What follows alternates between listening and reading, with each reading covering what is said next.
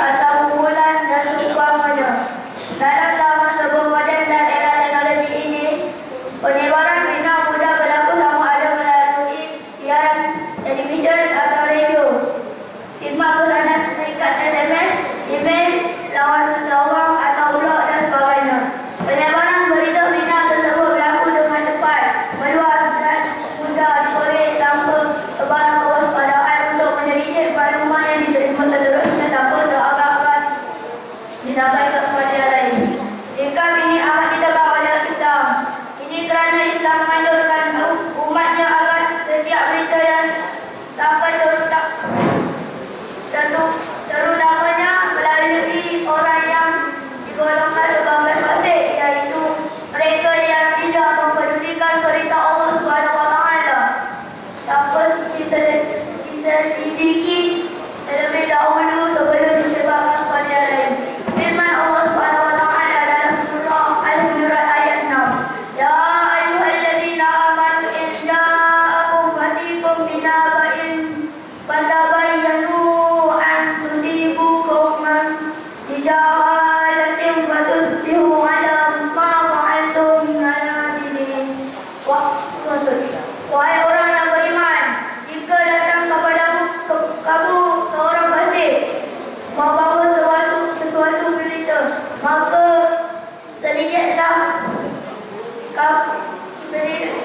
selidikilah untuk menentukan kebenarannya, supaya kamu tidak menyebarkan sesuatu kaum dengan perkara yang tidak diingini dengan sebab kejahilan kamu mengenainya, sehingga menyebabkan kamu menyesali apa yang kamu telah lakukan.